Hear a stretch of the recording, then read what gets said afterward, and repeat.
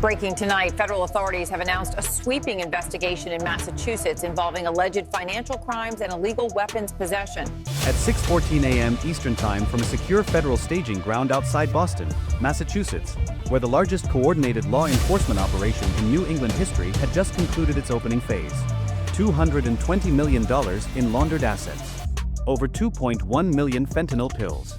14 tons of narcotics spanning cocaine, heroin, methamphetamine, and weapons, military-grade weapons, recovered from locations that were supposed to be civic buildings, charity warehouses, and private estates. More than 47 elected officials, law enforcement commanders, and judicial appointees now sitting in federal custody. And at the center of it all, one name, one office, one man who turned the governor's mansion into the command center of a cartel empire. His name was Governor Raymond Haskell. And before this night was over, his network would be ripped from the earth like a rotting root system that had poisoned every institution it touched. This is the full story. And if you think the numbers are the worst part, you are not ready for what comes next. It started at 4:17 a.m. on a Tuesday morning in Worcester, Massachusetts. Fog sat low over the triple-decker neighborhoods near Main South, the kind of fog that swallows streetlights whole and makes parked cars look like crouching animals. The temperature was 29 degrees. The streets were silent. Not peaceful silent. The kind of silent that happens when a city holds its breath. 3 blocks south of the old Telegram building, a convoy of unmarked black Suburbans rolled to a halt, headlights killed, engines idling in the dark. FBI tactical units. DEA strike teams. ICE Homeland Security investigations operators. Behind them, 2 SWAT Bearcats from the Massachusetts State Police, borrowed, because federal commanders no longer trusted the local chain of command. From the lead vehicle, a team leader pressed his earpiece and spoke 2 words into the encrypted channel: nightfall confirmed. Within 4 seconds, 17 separate strike teams across 6 Massachusetts cities received the same signal. Worcester, Springfield, Lawrence, Fall River, Lowell, and Boston itself. The Worcester target was a 3-story industrial building on Quinsigamond Avenue, listed in city records as a cold storage logistics firm called Northern Freight Dynamics. From the outside it looked dead. Rusted loading dock. Faded signage. A chain-link fence topped with razor wire that nobody had questioned because it sat in an industrial corridor where nobody asked questions about anything. But behind that fence, behind reinforced steel doors and blacked-out windows, sat the largest drug superlab ever discovered east of the Mississippi River. DEA agents breached the front with a hydraulic ram while a second team came through a side entrance using explosive charges on the hinges. Flashbangs cracked the darkness apart. Agents poured in wearing night vision and plate carriers, rifle sweeping rooms filled with chemical processing stations, ventilation hoods, industrial pill presses stamping out fentanyl tablets by the thousands per hour, and pallets, wooden pallets stacked 4 high, loaded with vacuum-sealed bricks of cocaine and methamphetamine. The air was acrid. Chemical. The kind of air that burns your sinuses and tells you that what you are standing in is not a warehouse. It is a factory of death. 7 men were inside. 3 tried to run through a back corridor that led to a drainage tunnel beneath the parking lot. ICE agents were already waiting at the tunnel's exit, kneeling in the wet gravel with weapons drawn. The runners dropped to their knees before a single additional shot was fired. The other 4 surrendered in the main processing room, 2 of them still wearing latex gloves dusted with fentanyl residue. Inside the office at the rear of the building, agents found something that changed the entire trajectory of the investigation. A floor safe bolted into concrete, containing not cash but 6 encrypted hard drives, a leather-bound ledger written in a cipher, and a sealed steel lockbox holding 17 prepaid phones, each one labeled with a code name. One of those code names read Capital. Another read Bench. A third read Badge 7. Nobody in the room spoke for a full 10 seconds. Because those labels did not point to cartel lieutenants. They pointed to people who governed. At the same hour, Springfield, FBI and SWAT teams hit a row of storefronts on State Street that had been operating as fronts. A massage parlor, a check-cashing outlet, and a cell phone repair shop, all owned by the same Ghost LLC. Behind the massage parlor's back wall, agents found a hidden room with steel-reinforced walls containing over $400,000 in cash bundled in rubber bands, 46 firearms including 3 AR-15 platform rifles, and documentation linking the location to a human trafficking pipeline that had been funneling migrants from Central America through New York and into forced labor operations across western Massachusetts. In Lawrence, a DEA-led team struck a residential compound where cartel members had converted a basement into a heroin cutting and distribution center.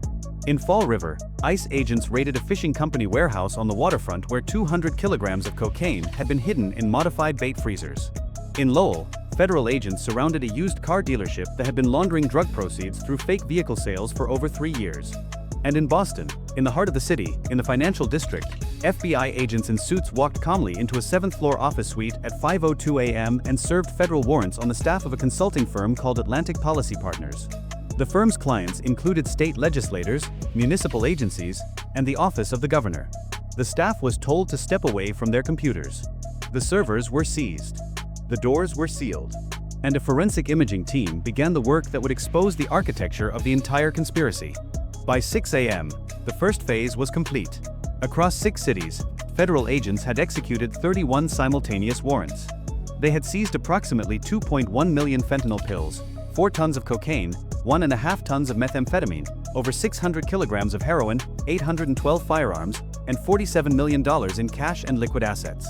They had arrested 89 individuals. And they had recovered enough encrypted digital evidence to keep a forensic lab running for a year. But the lab would not need a year. Because what they found on those hard drives broke everything open in less than 72 hours. Inside a secure FBI cyber forensics facility in Chelsea, Massachusetts, a team of 17 analysts worked behind electromagnetic shielded walls. The room hummed with processor fans and the low drone of fluorescent light. The hard drives from the Worcester superlab were cloned, cataloged, and fed into decryption arrays. By the second day, the first layer of encryption fell. By the third day, analysts were staring at a digital map that made several of them physically sit back in their chairs. The operation had a name. It was called Project Glacier. And it was not a drug operation. It was a governance model. Project Glacier was a complete infrastructure plan, designed, funded, and overseen by elements of the Sinaloa cartel's Northeastern Expansion Wing, to turn the Commonwealth of Massachusetts into a permanent strategic narcotics hub for the entire eastern seaboard. The plan involved over 60 shell companies, including Northern Freight Dynamics, Atlantic Policy Partners, 3 restaurant chains, 2 construction firms, a commercial real estate trust, and a nonprofit foundation called New England Future Initiative that had received $14 million in state grants. Money flowed from cartel revenue sources in Mexico through accounts in the Cayman Islands, then into Delaware-registered LLCs, then into Massachusetts-based entities that used the funds to purchase real estate, fund political campaigns, pay salaries, and, most critically, bribe, recruit, and control public officials at every level of state government. At the top of the network diagram, linked by a unique encrypted authorization key that appeared on every major transaction file and logistics approval, was one digital signature. It belonged to Governor Raymond Haskell. Not a staffer. Not a proxy. Haskell himself. His authorization unlocked cartel shipment schedules. His encrypted key approved payments to compromised Border Patrol liaisons in Vermont and Maine. His coded directives scheduled the relaxation of state police patrols along Interstate 91 and Interstate 90 during specific windows that aligned exactly with the movement of narcotics convoys from New York into Massachusetts distribution hubs. This was not corruption in the traditional sense. This was not a politician taking a bribe and looking the other way. This was command-level collusion. Governor Raymond Haskell did not merely allow the cartel to operate. He managed its logistics. He secured its routes. He staffed its protection. And he did it for over 4 years without a single internal alarm being raised. And if you think the network stopped at the governor's office, you are not even close to understanding how deep this went. At 4 a.m. on the 4th day after the initial raids, a secure federal command center activated inside a repurposed National Guard armory in Framingham, Massachusetts. Inside, a wall-length digital display showed a map of the entire state. Red markers pulsed across it, over 90 of them, each one representing a confirmed node in the Glacier network. Distribution houses, stash locations, financial fronts, corrupted municipal offices, safe houses for cartel operators, transit points for human trafficking victims, tunnel access points near the Connecticut border that no one in state law enforcement had ever reported. The operation commander, a senior FBI assistant director, addressed over 1,200 federal agents assembled across multiple staging areas via encrypted video. "This is Operation Glacier Break," he said. "Every red dot dies today." Within 90 minutes, the operation launched. Over 1,200 federal agents from the FBI, DEA, ICE, and DHS moved simultaneously across Massachusetts. 44 SWAT teams, 18 armored vehicles, 6 Black Hawk helicopters providing aerial surveillance and rapid deployment. U.S. Army military police units secured perimeter zones around the most dangerous targets. In the western part of the state, near the Berkshires, agents raided a 90-acre compound that served as the cartel's regional command center. a property registered under a timber company that did not harvest a single tree in 5 years. The compound contained a communications hub, a secondary server farm, a buried weapons cache holding over 200 rifles, and a tunnel system that ran 1,100 feet to an adjacent property. In Boston's South End, agents arrested a sitting state judge, the Honorable Fictional Judge Patricia Langford, who had been identified as code name Bench in the seized phones. She had systematically dismissed or reduced charges against cartel-linked defendants in over 30 cases across 2 years. In Brockton, a deputy police chief was pulled from his home in handcuffs at 5:15 a.m. He was code name Badge 7. He had been receiving $12,000 a month deposited into a cryptocurrency wallet in exchange for leaking raid schedules and undercover officer identities to cartel handlers. In Springfield, agents discovered a second human trafficking transit house operating out of a converted church basement. 14 people were found inside, including 3 minors. They had been transported from the southern border through a network of cartel-controlled safe houses stretching from Texas to Pennsylvania to Massachusetts. Federal victim advocates were on scene within the hour. In Lawrence, a gun battle broke out at a fortified stash house when cartel gunmen opened fire on the breaching team. SWAT operators returned fire. The engagement lasted 11 minutes. 2 suspects were killed. 1 agent sustained a non-life-threatening wound. Inside the house, agents recovered 37 kilograms of fentanyl in its raw powder form, enough to kill millions, along with $300,000 in vacuum-sealed cash and a detailed logistics map showing delivery routes to 7 northeastern states. By noon, Operation Glacier Break had executed 93 warrants. 174 individuals were in federal custody. Among them were 11 state and local law enforcement officers, 4 municipal officials, 2 state legislators, 1 judge, and the deputy director of the Massachusetts Port Authority, who had been facilitating cocaine shipments through the Port of Boston by manipulating container inspection schedules. The total additional seizure from this phase alone included an estimated $173 million in assets, real estate, vehicles, accounts, and commodities, plus an additional 6 tons of mixed narcotics. Combined with the initial raids, the total haul exceeded $220 million and 14 tons of drugs. The cartel's Massachusetts operation, built over half a decade, was functionally destroyed in 6 hours. The underworld absorbed more structural damage in a single morning than it had endured in the previous 6 years of standard enforcement. But the hardest part of this story was not the raids. It was what investigators found when they began pulling apart the internal records of Massachusetts law enforcement itself. The seized servers from Atlantic Policy Partners contained a complete database, a shadow payroll, listing every compromised officer, agent, and official in the Glacier network. There were names, ranks, payment histories, Performance reviews written not by police supervisors, but by cartel handlers evaluating how well each asset performed their assigned function. There were 23 state police troopers on the list, 9 municipal police officers across 5 cities, 4 federal-facing liaisons, individuals embedded in local agencies who had access to federal task force information and passed it directly to cartel intelligence coordinators. The database showed that the cartel had, in effect, built a second police force, a parallel enforcement system, that operated inside the legitimate one. Officers on the cartel payroll would receive instructions via encrypted messaging apps. They would adjust patrol routes, delay response times to specific addresses, lose evidence, and in at least 4 documented cases, actively warn cartel members of impending operations.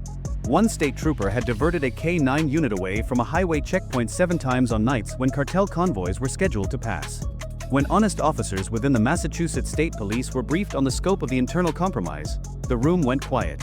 One veteran sergeant, 22 years on the force, was reported to have set his badge on the table, put his head in his hands, and said nothing for a long time.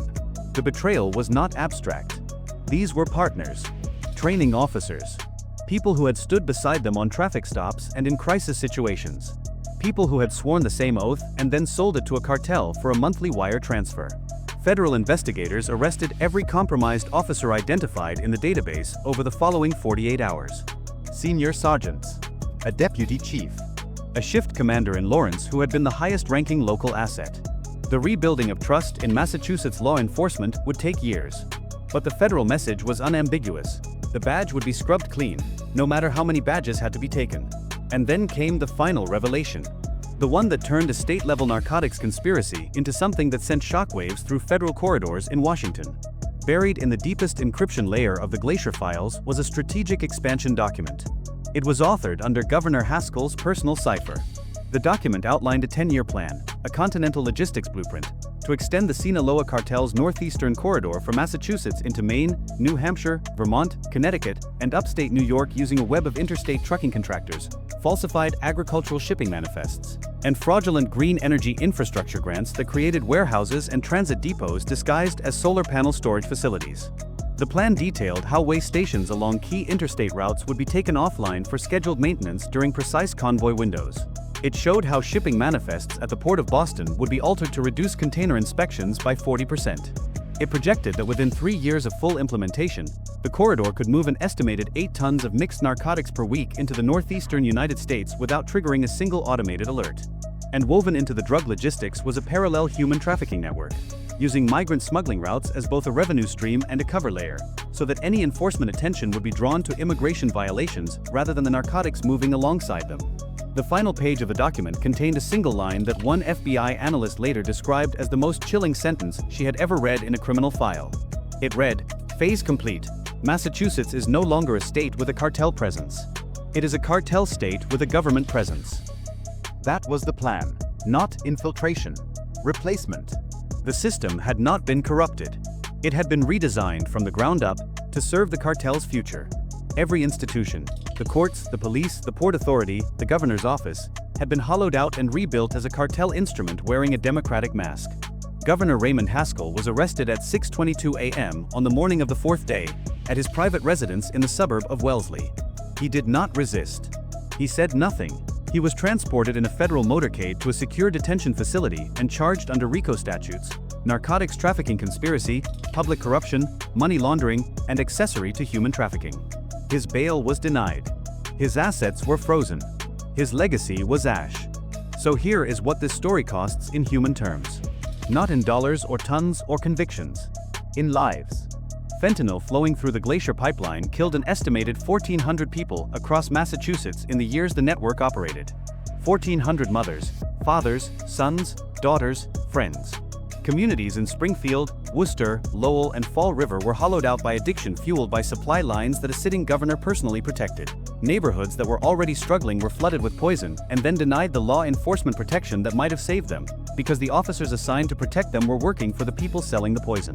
The human trafficking victims recovered in the raids, over 60 across all phases, represented only a fraction of those who had passed through the pipeline. Many were never found. Some never will be. Power does not always announce itself with violence. Sometimes it needs nothing more than silence and ambition.